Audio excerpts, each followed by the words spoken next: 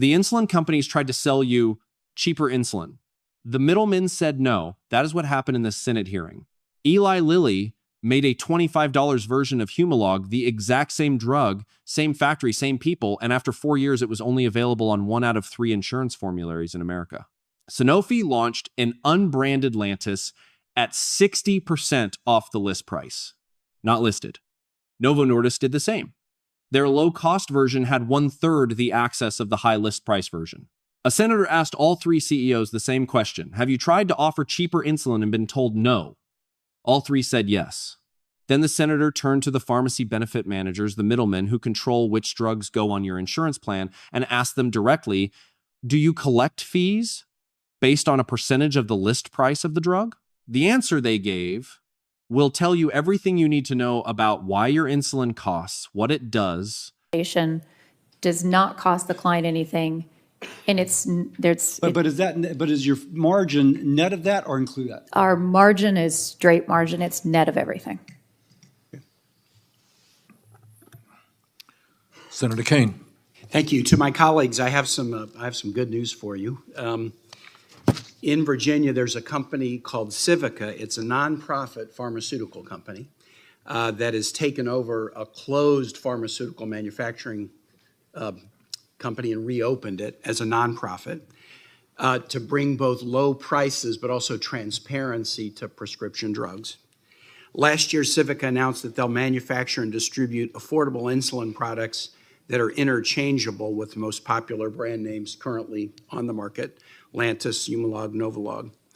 Civica's insulins will be available to consumers at no more than $30 per vial or $55 for 5 pens.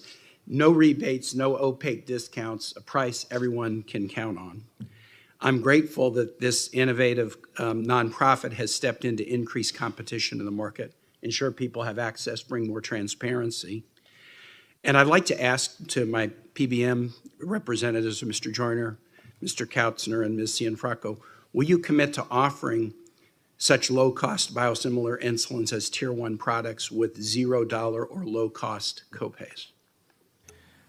We will certainly, we're certainly open to adding any drug that comes with a low net cost and low drug price. What I can't commit to is the benefit design, because that's the decision that our plan sponsors, employers, unions, et cetera, decide. Dr. Kautzner.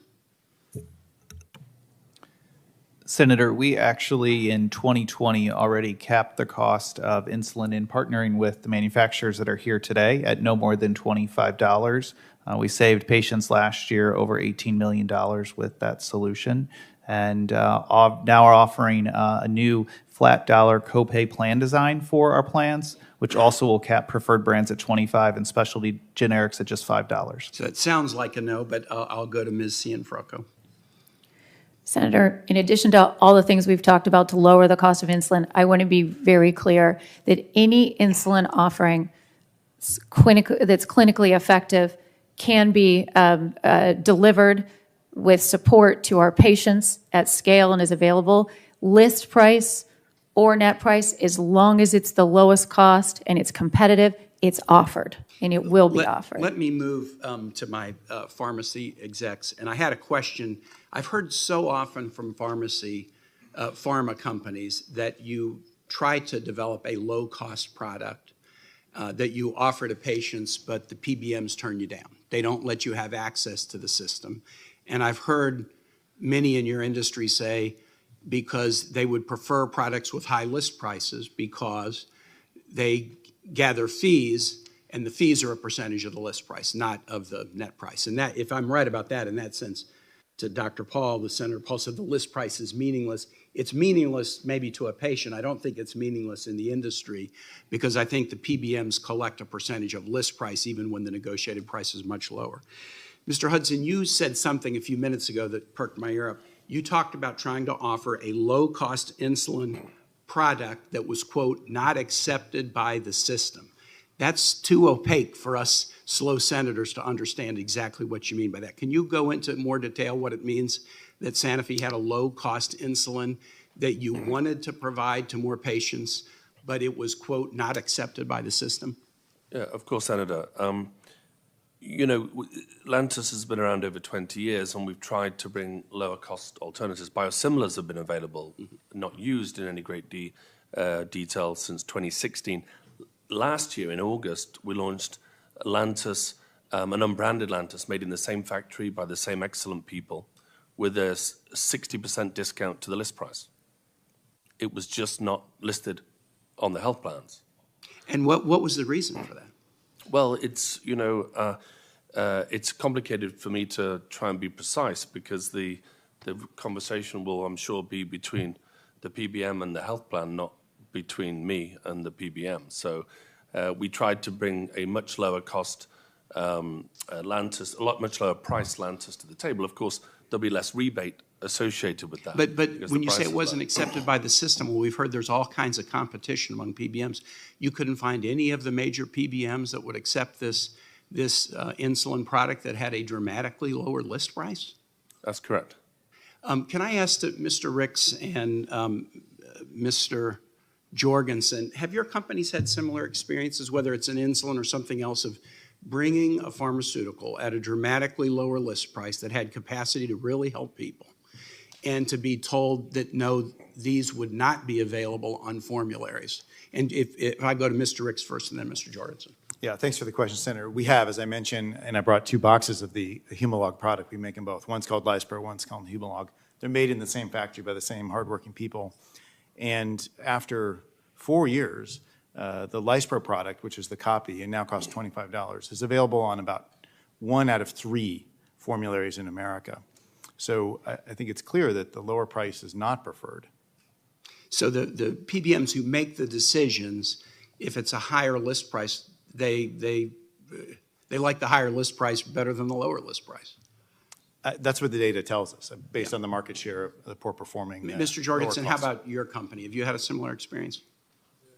Yes, Senator, we have a similar experience. We have also launched an unbranded version, which is exactly the same product, manufactured the same factories, and it has around 1/3 of the access as the higher list price product has.